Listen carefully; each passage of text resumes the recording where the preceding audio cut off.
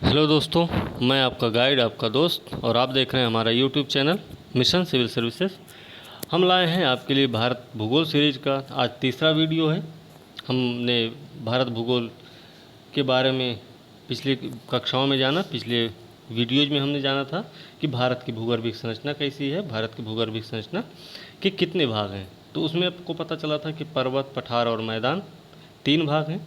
तो उसमें हमने पर्वत, पठार, मैदान के बारे में भी जाना, उसके बाद उनके महत्व के बारे में जाना। दूसरे वीडियोज में हमने देखा कि भारत की भू आकृतिक विभाग कैसे हैं। तो भारत के भूगर्भिक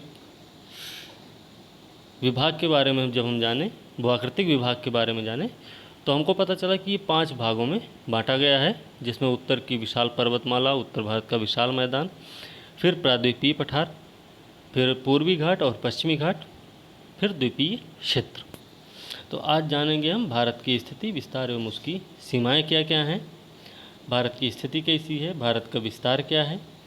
इसके साथ में हम कुछ और जानेंगे, लेकिन इससे पहले हम शुरू करते हैं ये वीडियो। तो आइए दोस्तों शुरू करते हैं, जो कि यूपीएससी, स्टेट पीएससी और अन्य परीक्षाओं के लिए उपयोगी होगा। आप इस वीडियो को लास्ट तक देखें। तो आइए शुरू करते हैं आज का वीडियो।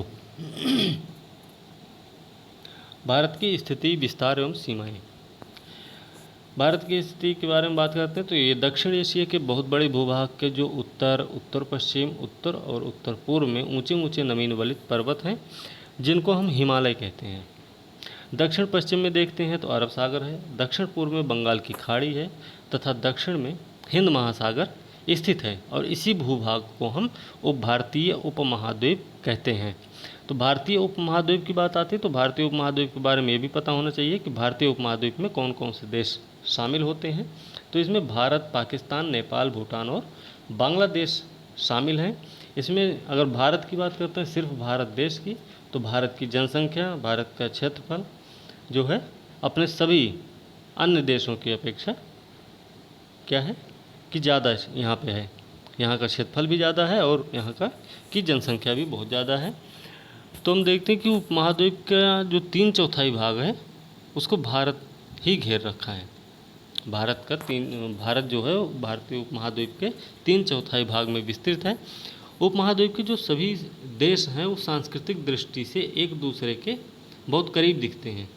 तो इस हिसाब से हम जानते हैं कि इनकी जो संस्कृति रही है वो एक दूसरे के आसपास, एक दूसरे के साथ जोड़ती है। भारत की मुख्य भूमि की बात करें तो मुख्य भूमि की बात करते हैं तो 8/4 से 37/6 उत्तरी अक्षांश है और 68/7 से 97/25 पूर्वी देशांतर के मध्य स्थित है। ये उत्तरी अक्षांश और पूर्वी देशांतर क्या है? उत्तरी अक्षांश है कि ग्लोब पर पूर्व से पश्चिम में जो खींची गई एक काल्पनिक रेखा है उसी को हम अक्षांश रेखा बोलते हैं। और देशांतर रेखा बोलते हैं कि जो उत्तर से दक्षिण में खींची गई काल्पनिक रेखा होती है उसी को हम देशांतर बोलते हैं। तो हमारे भारत का विस्तार जो है वो 8/4 से 37/6 उत्तरी अक्षांश में है और 68/7 से 97/25 पूर्वी देशांतर के मध्य स्थित है। तो अगर हम जानें तो हमें पता चलता है कि भारत का जो अक्षांशीय और देशांतरी विस्तार है वो लगभग 30 डिग्री का है।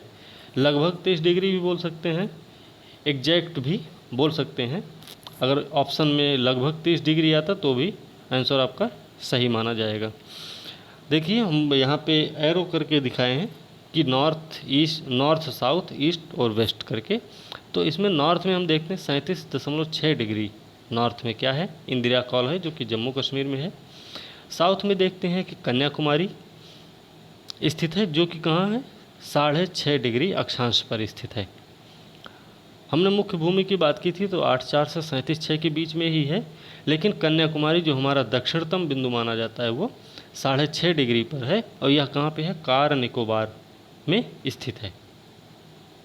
उसके बाद हम पूर्वी सीमा की बात करते हैं, पूर्वी छोर की बात करते हैं तो वो अरुणाचल प्रदेश में केबुथु नाम से है। और पश्चिम में बात करते हैं तो गौरमोता जो कि गुजरात में है। ये 68/7 पूर्वी देशांतर के पे स्थित है। और पूर्वी और पश्चिमी बिंदुओं के बीच में अगर समय के अंतर की बात की जाती है तो इनमें 2 घंटे का अंतर आता है। साथ में ये भी जानते हैं कि पूर्व से पश्चिम की जो लंबाई है वो 2933 किलोमीटर है और उत्तर से दक्षिण की लंबाई 3214 किलोमीटर है। अब अक्षांशीय देशांतरीय विस्तार जो है समान ही है, जैसे 30 डिग्री हमने ऊपर भी पढ़ा है। तो ये इन दोनों में 2933 3214 जो दिख रहा है ये क्यों है? इसमें अंतर इसलिए है क्योंकि विषुवत वृत्त पर जो देशांतर रेखाएं हैं उनके बीच की दूरी क्या है, ज़्यादा होती है। अगर हम विषुवत वृत्त से उत्तर ध्रुव की तरफ या दक्षिणी ध्रुव की तरफ जाते हैं तो 2 देशांतरों के बीच की दूरी जो होती है वो धीरे धीरे कम होती चली जाती है। लेकिन यही बात अगर अक्षांशों के बारे में करें तो ये उत्तर में जाएं हम, चाहे विषुवत रेखा से, चाहे हम दक्षिण में जाएं, इनकी दूरी सभी जगह समान होती है। तो इनकी भी अक्षांशों के बीच की दूरी कितनी है? अक्षांश वृत्तों के बीच की दूरी 111 किलोमीटर। अक्षांशीय विस्तार के प्रभाव क्या होते हैं? अक्षांशीय विस्तार के प्रभाव होते हैं कि दिन रात की अवधि में अंतर होगा, मौसम में अंतर होगा। अब बात करते हैं, जैसे हमारे भारत के बीचों बीच से कर्क रेखा गुजरती है जो कि 23.5 डिग्री अक्षांश पर स्थित है। तो कर्क रेखा के अगर दक्षिण के भाग को हम देखते हैं तो वो उष्णकटिबंधीय क्षेत्र में आता है, लेकिन कर्क रेखा के उत्तर भाग की अगर बात करते हैं तो ये उपोष्णकटिबंधीय क्षेत्र में आएगा। इसी के साथ देखते हैं देशांतरीय विस्तार का क्या प्रभाव होता है। तो देशांतरीय विस्तार का जो प्रभाव है वो ये है कि पूर्व से पश्चिम, पूर्व और पश्चिम में जो सूर्य निकलने की अवधि है इसमें 2 घंटे का अंतर है। कैसे? क्योंकि एक देशांतर रेखा के बीच में जो 2 मिनट का डिफरेंस होता है वो होता है 4 मिनट का। तो 30 डिग्री का अंतर है पूरब से पश्चिम के बीच में। तो इसको हम 30 × 4 करेंगे तो 120 मिनट्स आएगा, जो कि 2 घंटे के बराबर होता है। इसी तरीके से हमें पता चलता है कि जो देशांतरीय विस्तार है उसी से हमारे सूर्य निकलने की अवधि में अंतर दिखाई पड़ता है। और इसी के साथ ये जान लीजिए कि जैसे कि अरुणाचल प्रदेश में अगर मान लीजिए 5 बजे सूर्य उदय होता है तो ये गौरमोथा में सूर्योदय 7 बजे होगा। आगे देखते हैं कि भारत का मानक समय। भारत का मानक समय क्या है? मानक समय होता क्या है?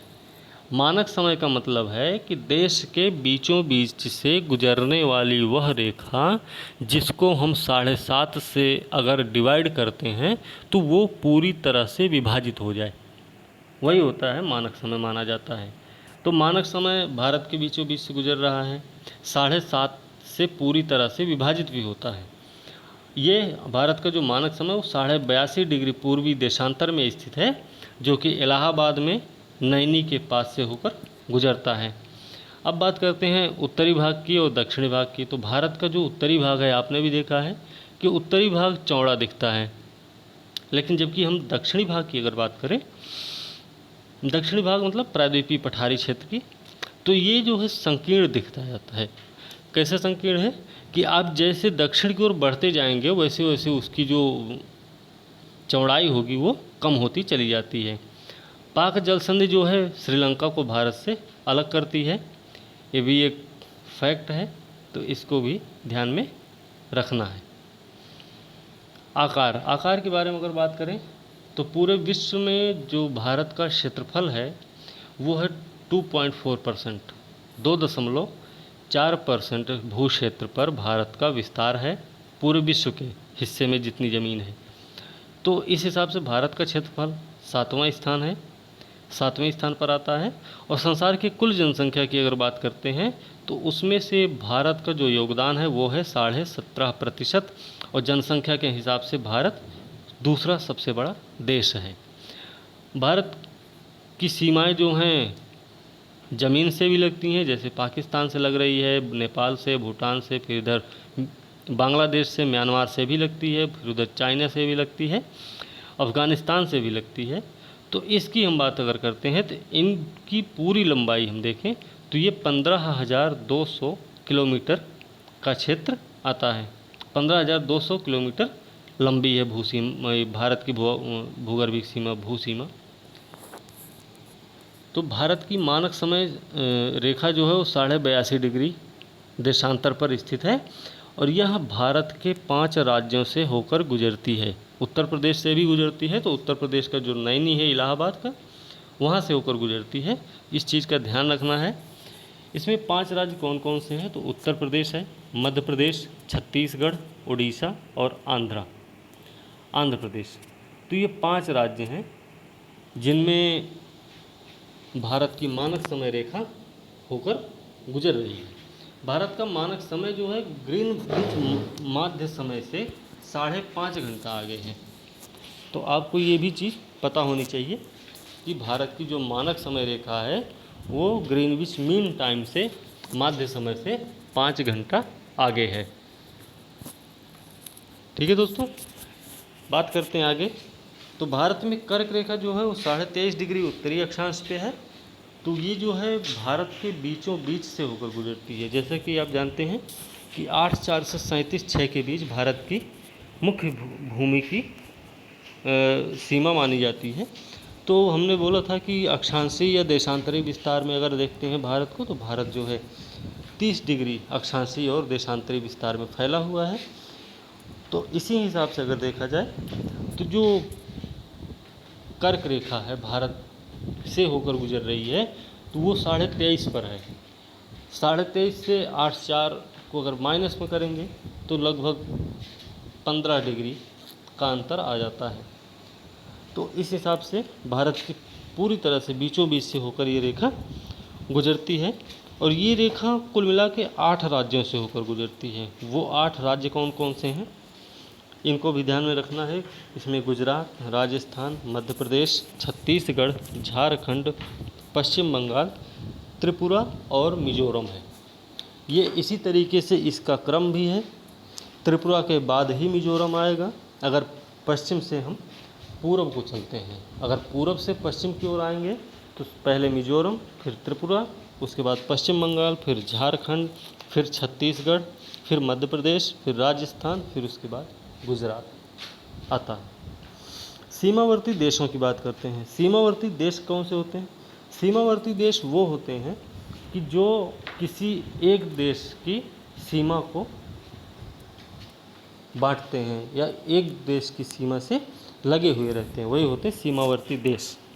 तो सीमावर्ती देश हमारे कौन कौन से हैं? पाकिस्तान एक है।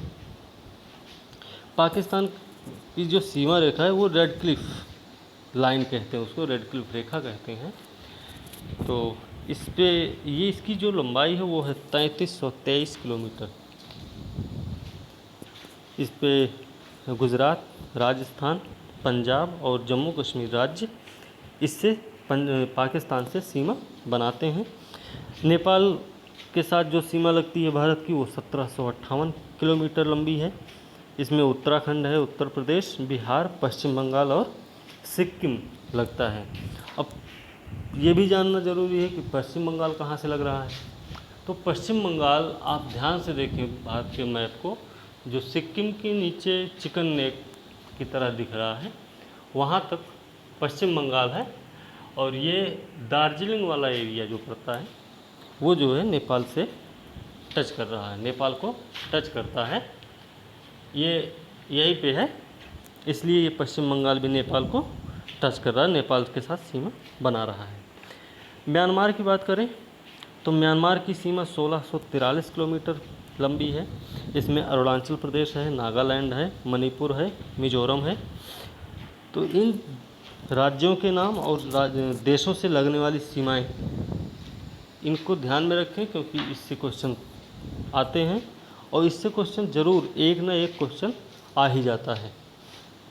और कुछ काम हुए हैं, म्यांमार में भी कोई काम अभी हाल ही में हुआ है, नेपाल में भी हाल ही में काम हुआ, तो ये यूपीएससी के लिए भी इम्पोर्टेंट हो सकता है। तो इस चीज़ का ध्यान रखना है। चीन के साथ भारत की कौन कौन सी सीमा लगती है? तो चीन के साथ जो सीमा लगती है भारत की वो है मैकमोहन रेखा। मैकमोहन रेखा लगती है तो वो चीन के साथ सीमा जो बनती है उसको मैकमोहन रेखा बोलते हैं। ये 3380 किलोमीटर लंबी है। इसमें जम्मू कश्मीर है, हिमाचल प्रदेश, उत्तराखंड, सिक्किम है, अरुणाचल प्रदेश स्थित है। तो चीन के साथ जो सीमा बनाने वाले राज्य हैं भारत की, वो हैं आपके जम्मू कश्मीर, हिमाचल प्रदेश, उत्तराखंड, सिक्किम और अरुणाचल प्रदेश। इसकी जो सीमा की लंबाई है वो है 3380 किलोमीटर, 3380 किलोमीटर। फिर बात करते हैं अफ़गानिस्तान। तो अफ़गानिस्तान की सीमा सबसे कम, अफ़गानिस्तान भारत के साथ सबसे कम सीमा बनाता है, जो कि लगभग 106 किलोमीटर है बस, और यह जम्मू कश्मीर से ही लगा हुआ है। तो बात करते हैं आगे भूटान की। भूटान की सीमा किससे किससे लगती है? भूटान की सीमा आपके पश्चिम बंगाल, सिक्किम, आसाम और अरुणाचल प्रदेश। तो पश्चिम बंगाल की जो सीमा भूटान से लग रही है, वहाँ हमने आपको नेपाल के बारे में बताया था। तो वही चिकन नेक के बाद पास में क्या है, वो भूटान से भी, पश्चिम बंगाल की सीमा भूटान से टच करती है। इसकी जो लंबाई है वो है 699 किलोमीटर। अब भूटान की बात करें तो भूटान का जो प्रतिरक्षा का दायित्व तो है वो पूरी तरह से भारत पर ही है, तो इस चीज़ को भी ध्यान में रखना है। बांग्लादेश, बांग्लादेश की सीमा जो है 4097 किलोमीटर लंबी है, और भारत के जो सीमावर्ती देश हैं उनमें से सबसे लंबी सीमा बनाता है बांग्लादेश, 4097 किलोमीटर। और बांग्लादेश के साथ जो राज्य लगे हुए हैं वो हैं मिजोरम, आसाम, मेघालय, पश्चिम बंगाल और त्रिपुरा। तो त्रिपुरा की अगर हम बात करते हैं तो मैप को आप ध्यान से अगर देखें तो त्रिपुरा जो है पश्चिम बंगाल से तीनों, बांग्लादेश से तीनों तरफ से घिरा हुआ है। आगे बात करते हैं कि जो भारत की सीमाएं हैं वो प्राकृतिक भी हैं और कृत्रिम भी हैं। भारत की जो सीमाएं हैं वो प्राकृतिक भी हैं और कृत्रिम भी है। जैसे आपको पता है कि हिमालय भी उत्तर में है, और पाकिस्तान के साथ कोई हिमालय नहीं लग रहा। थोड़ा सा हो सकता है कि जम्मू कश्मीर में है, लेकिन भारत की जो सीमा है पाकिस्तान से लगने वाली, वो गुजरात, राजस्थान, पंजाब तक का एरिया जो है हिमालय के उसमें नहीं, तो वहाँ तक कृत्रिम ही मानी जाती है और कृत्रिम ही सीमा है वो। इसके आगे देखते हैं, किसी बाह्य शक्ति के द्वारा जो अध्यारोपित सीमा होती है। अध्यारोपित सीमा होती क्या है?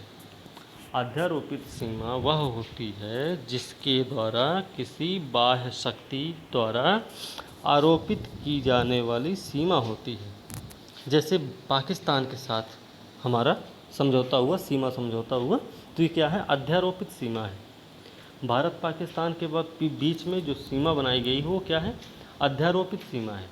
तो अध्यारोपित सीमा क्या होती है कि किसी बाह्य शक्ति के द्वारा या किसी बाहरी हस्तक्षेप के द्वारा आरोपित की जाने वाली जो सीमा होती है उसी को हम अध्यारोपित सीमा बोलते हैं। भारत और म्यांमार के बीच में हिमालय की उत्तर पूर्वी जो श्रेणियां हैं उसमें अराकानियोमा, नागा, पटकोई, ये सब क्या हैं? स्थलीय सीमा बनाती हैं, जो इरावदी नदी द्वारा भारत को म्यांमार से अलग करती हैं। इरावदी नदी द्वारा क्या मतलब है कि इरावदी नदी भी वहीं से होकर बहती, उधर से ही। तो क्या करती वो? अराकानियोमा, नागा, पटकोई स्थलीय सीमा जो बनाते हैं म्यांमार और भारत के बीच में, वो इरावदी नदी के द्वारा भारत को म्यांमार से अलग करते हैं। ठीक है, आगे बात करते हैं संरचनात्मक दृष्टि से अगर देखा जाए, संरचनात्मक अगर दृष्टि से देखा जाए मतलब उसकी बनावट के आधार पर अगर देखा जाए, तो जो मेघालय का पठार है, मेघालय का जो पठार है वो दक्कन पठार का ही भाग है। दक्कन का पठार है तो वो अलग कैसे हुआ? तो अलग इस तरीके से हुआ कि वो मालदा गैप के द्वारा अलग हुआ है। तो इस हिसाब से हम समझते हैं कि जो संरचनात्मक दृष्टि है वो मेघालय पठार और दक्कन पठार की सेम है, मतलब एक जैसी ही है। कश्मीर घाटी की रचना जो हुई है वो एक समभिन्नति से हुई है। कश्मीर घाटी की जो रचना हुई वो एक समभिन्नति से हुई है। गंगा मैदान की रचना जो है एक अग्रगर्त के द्वारा हुई है। आगे बात करते हैं हिमालय की उत्पत्ति के बारे में। तो हिमालय की उत्पत्ति के बारे में ये है कि भारतीय प्लेट और यूरेशियन प्लेट की टक्कर से इसका निर्माण हुआ है, जो कि टेथीस सागर के वलन के परिणाम स्वरूप उत्पन्न हुआ है या निर्मित हुआ है। तो टेथीस सागर के वलन के परिणाम स्वरूप निर्मित हुआ है, वलन के कारण निर्मित हुआ, इसलिए इसको हम वलित पर्वत कहते हैं। तो हिमालय की उत्पत्ति हुई भारतीय प्लेट और यूरेशियन प्लेट की टक्कर से हुई। ठीक है, आगे बढ़ते हैं। भारत का जो न्यूनतम ऊंचाई वाला क्षेत्र है वो केरल राज्य में स्थित है। ये क्वेश्चन भी आ चुका है यूपीपीसीएस में, तो ध्यान रहना चाहिए कि भारत का जो न्यूनतम ऊंचाई वाला क्षेत्र है वो कुट्टानाड है, और कुट्टानाड क्षेत्र जो है वो केरल में स्थित है। आगे बात करते हैं, अगर हिमालय की यात्रा करते हैं हम, ये यूपीएससी का क्वेश्चन है 2012 या 13 का क्वेश्चन है कि हिमालय की यात्रा करते समय आपको क्या क्या देखने को मिल सकता है या आप क्या क्या देख सकते हैं।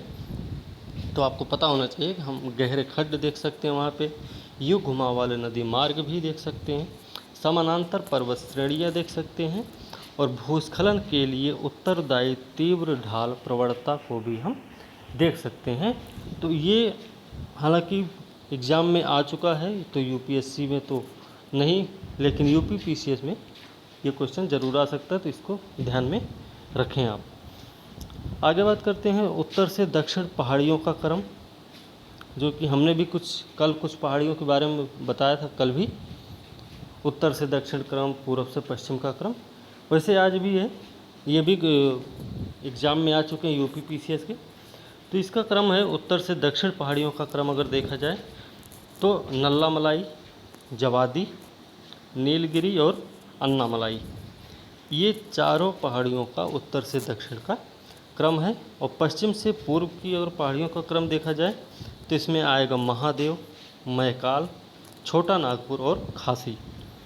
तो खासी सबसे पूर्वी क्षेत्र में है, पूर्वी भाग में पड़ रहा है, महादेव बिल्कुल पश्चिम में है, फिर मैकाल है, छोटा नागपुर पठार है। तो इन चीज़ों का ध्यान में रखें आप कि उत्तर से दक्षिण का क्रम अगर पूछा जाता है या पूर्व से पश्चिम का क्रम पूछा जाता है तो इनको आप इस तरीके से याद भी रखें। फिर पहाड़ियों का एक क्रम है दक्षिण से उत्तर। तो दक्षिण से उत्तर जो पहाड़ियों का क्रम है वो है सतमाला, कैमूर, नागा और पीर पंजाल। इसको भी ध्यान में रखना ही है। ये सभी क्वेश्चंस आ चुके हैं, एग्ज़ाम्स में आपके पूछे जा चुके हैं, तो इन पे ज़रूर ध्यान रखें कि हो सकता है कि ये क्वेश्चन फिर से रिपीट हो सके, हो सकता है कि इनको फिर से पूछा जाए क्वेश्चन पेपर में। तो इस तरीके से इनको याद रखना ज़रूरी है। कार्डामम पहाड़ी की बात करते हैं। तो कार्डामम पहाड़ी कहाँ पे है? कार्डामम पहाड़ी आपकी केरल और तमिलनाडु की सीमा पर स्थित है। ठीक है, आगे बढ़ते हैं। चोटियों का पूर्व से पश्चिम का क्रम देखते हैं। ये भी क्वेश्चन आया हुआ है, ये सभी एग्ज़ाम में पूछे गए क्वेश्चंस हैं, इसलिए हमने इसको अलग से इसी तरीके से लिख दिए ताकि आप लोगों को ये भी पढ़ने में आसानी हो जाए। तो चोटियों का अगर पूर्व से पश्चिम का क्रम देखते हैं तो इसमें नामचा बरवा है, कंचनजंगा है, माउंट एवरेस्ट है और नंदा देवी है। ये हम एक मैप बनाए हैं, इसमें कल्लनई बांध के बारे में हमने बताया है। तो कल्लनई बांध के बारे में ये है कि ये बहुत पुराना बांध है, कि उस समय बहुत पुराना चोल काल का बांध है, चोल काल में ये बांध बनवाया गया था। तो आप अंदाज़ा लगा सकते हैं इस बात से कि ये कितना पुराना होगा। तो ये बहुत पुराना बांध है। ये कहाँ बना हुआ है? ये बना हुआ दो नदियों के संगम पे। कौन कौन सी नदी है वो? एक तो है कोलिदम नदी, कोलिदम नदी एक है, और दूसरी है कावेरी। कोलिदम नदी उत्तर से आ रही है, ये भी ध्यान रखें, और कावेरी नदी जो है आपकी दक्षिण से आती है। बीच में श्रीरंगम द्वीप का निर्माण होता है। इसके आगे जाके दोनों नदियाँ, कोलिदम और कावेरी नदियाँ दोनों एक साथ मिलती हैं, और जहाँ पे मिलती हैं वहीं पे कल्लनई बांध का निर्माण किया गया है। तो ये ध्यान रखें कि चोलकालीन बांध है, मतलब चोल काल में बनाया गया था। अब इसी में बात करते हैं कि भारत में प्रजातियाँ, जो जनजातियाँ पाई जाती हैं, इनके बारे में भी हम जान लेते हैं थोड़ा सा कि प्रजातीय जनजाति के बारे में अगर बात करते हैं तो भारतीय संविधान में अनुसूचित जनजाति को परिभाषित नहीं किया गया है। भारतीय संविधान हम यहाँ लिख नहीं पाए या हम भूल गए, लेकिन भारतीय संविधान में अनुसूचित जनजाति को परिभाषित नहीं किया गया है। लेकिन लेकिन 366 366 √25 के अनुसार बताया गया है कि अनुसूचित जनजाति उन समुदायों को कहा गया है जो संविधान के 342 अनुच्छेद के तहत अधिसूचित किए गए हैं। इस तरीके से बताया गया, लेकिन ये ध्यान रखें कि संविधान में अनुसूचित जनजाति को परिभाषित नहीं किया गया है। तो भारतीय संविधान में स्टेटमेंट हो जाए कि भारतीय संविधान में अनुसूचित जनजाति को परिभाषित किए गए 366(25) के अनुसार 342 में, तो ये सही नहीं है क्योंकि संविधान में परिभाषित नहीं है। लेकिन 366(25) के अनुसार अनुसूचित जनजाति के बारे में बताया गया कि वो समुदाय हैं जो संविधान के अनुच्छेद 342 में वर्णित हैं या अधिसूचित किए गए हैं। इस चीज़ को ध्यान में रखना है। तो कुल मिला के भारतीय संविधान में अनुसूचित जनजाति को परिभाषित नहीं किया गया है।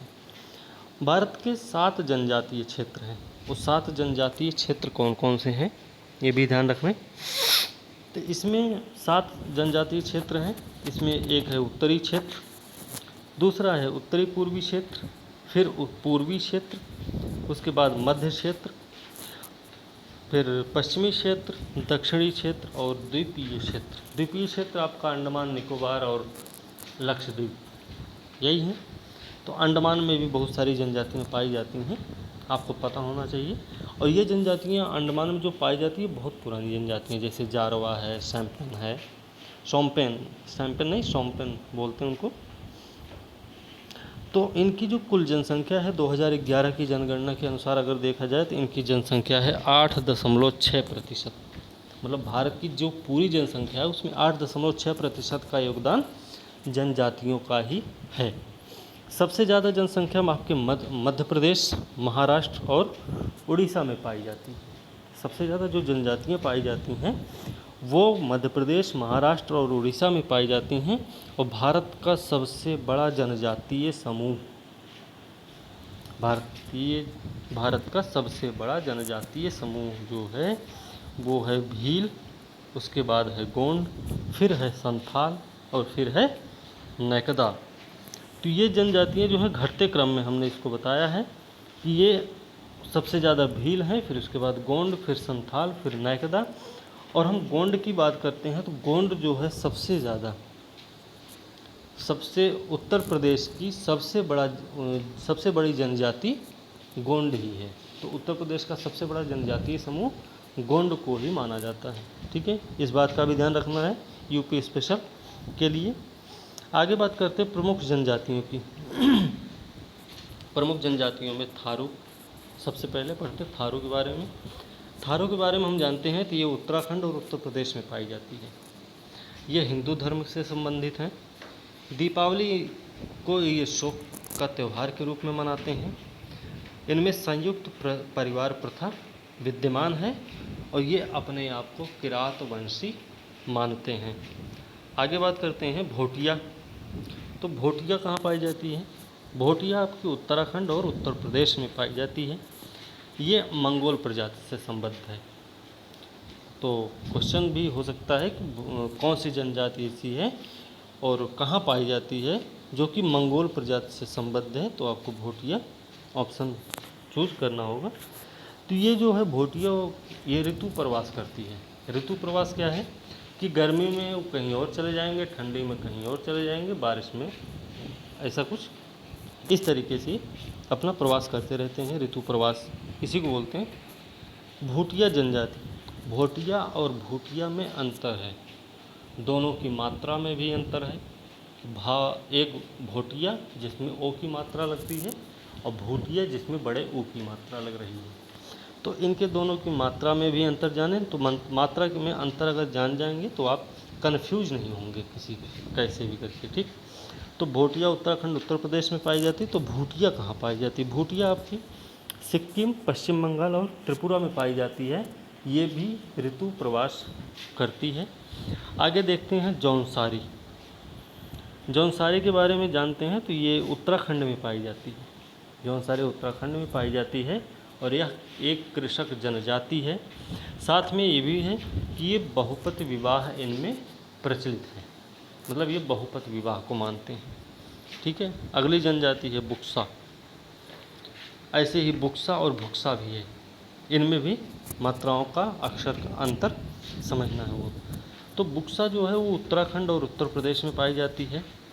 तो बुक्सा में अनुलोम और प्रतिलोम विवाह प्रचलित है। बुक्सा जनजाति में अनुलोम प्रतिलोम विवाह प्रचलित है। साथ में राजपूत वंशी मानते हैं अपने आप को। तो बुक्सा अपने आप को राजपूत वंशी भी मानते हैं। राजी की बात करें, राजी आपकी उत्तराखंड में पाई जाती है। इनको अगर उत्तराखंड में देखते हैं तो इनको वहाँ जो जहाँ पाए जाते होंगे उनको स्थानीय रूप से इनको बनरौत कहा जाता है। राजी जो उत्तराखंड में पाई जाती है इनका स्थानीय नाम बनरौत भी है। ये हिंदू धर्म से संबंधित है और यहाँ पे जो खेती की एक प्रथा है झूमिंग प्रथा, तो ये इनके यहाँ ये वाली प्रथा प्रचलित है। कौन सी? झूमिंग प्रथा। खरवार जनजाति, खरवार जनजाति उत्तर प्रदेश में पाई जाती है। उत्तर प्रदेश में खास करके देवरिया, बलिया, गाजीपुर, सोनभद्र और वाराणसी में पाई जाती है। तो इसमें भी ध्यान रखना है इनका भी कि ये उत्तर प्रदेश में तो पाए जाते हैं, लेकिन कहाँ कहाँ पे खास करके पाए जाते हैं तो आपको पता होना चाहिए। देवरिया, बलिया, गाजीपुर, सोनभद्र और वाराणसी में खास करके पाए जाते हैं।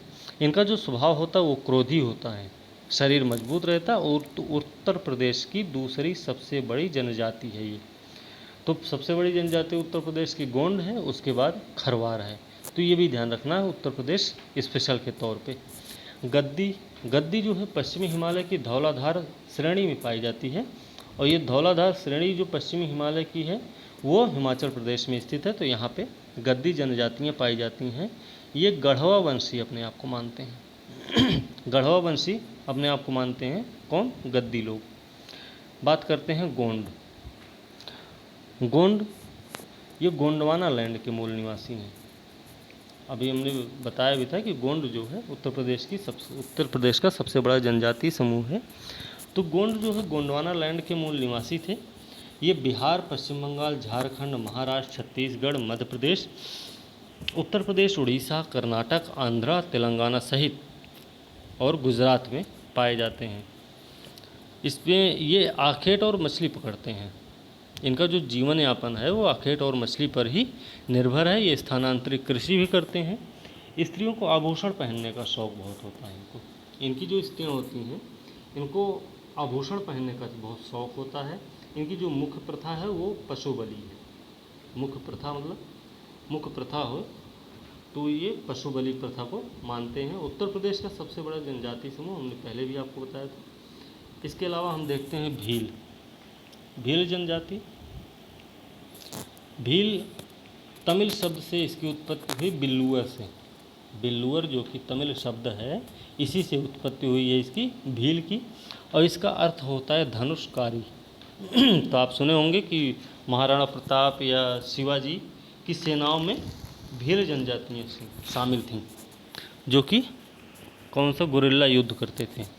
तो कहाँ पे गुरिल्ला युद्ध होता था? पहाड़ियों में छिपके, पेड़ के नीचे पेड़ के पीछे छिपके, पेड़ों पे छिपके। तो इस तरीके से गुरिल्ला वार करते थे। तो धनुषकारी बिल्लुअर का नाम होता। तो ये धनुष बाण से अपना युद्ध लड़ते थे, वो भी छापामारी वाला युद्ध लड़ते थे। प्रजाति जो है ये ऑस्ट्रेलॉयड प्रजाति की से संबंधित है।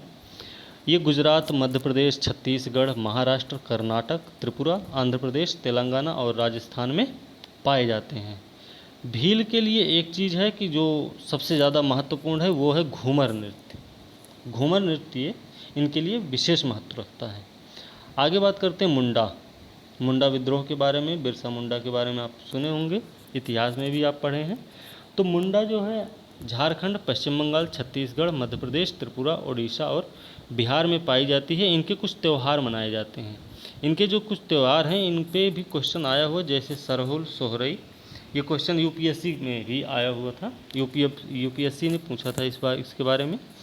तो इनके जो त्यौहार वो हैं भागे, फागु, कर्मा, सरहुल और सोहरई। जिसमें सरहुल की बात करें तो ये फूलों का त्यौहार है। सरहुल फूलों का त्यौहार है और यह मार्च अप्रैल में मनाया जाता है। तो इस बात का ध्यान रखना है। आगे देखते हैं कोरबा जनजाति। कोरबा से ही समझ में आ रहा है कि कोरबा कहाँ है? कोरबा छत्तीसगढ़ में है, आपको ये पता है। तो छत्तीसगढ़ में है तो झारखंड में पाया जाता है। झारखंड में हो सकता है कि झारखंड और छत्तीसगढ़ की जहाँ सीमा लगती है वहाँ पे पाए जाते होंगे। तो ये कोरबा जो है वो झारखंड और छत्तीसगढ़ में मिलती है। इनका जो जीवन यापन है वो जंगली कंदमूल, फल और शिकार पर निर्भर रहता है। तो कोरबा का जो जीवन यापन है वो जंगली कंदमूल खाते हैं और शिकार करते हैं। कृषक ये भी होते हैं, कोरबा लोग भी कृषक होते हैं। अगली एक जनजाति है मंगानियार। मंगानियार एक जनजाति समूह है जो राजस्थान में पाई जाती है। ये इस्लाम धर्म से संबंध रखती है, इस्लाम धर्म से इसका संबंध है और ये संगीत परंपरा के लिए माने जाते हैं। तो मंगानियार जो है वो संगीत परंपरा के लिए विख्यात हैं। आगे बात करते हैं खासी जनजाति की। तो खासी जनजाति मेघालय, असम और मिजोरम में पाई जाती है और यह जो है झूमिंग कृषि करती है। फिर बात करते हैं आगे हम टोडा की। टोडा जनजाति क्या है? टोडा नीलगिरी पहाड़ियों पर पाई जाती है। टोडा जनजाति नीलगिरी पहाड़ियों पर पाई जाती है और ये अपने आप को आर्यों का वंशज मानते हैं। तो टोडा जनजाति नीलगिरी पहाड़ियों पर पाई जाती है, अपने आप को आर्यों का वंशज मानते हैं।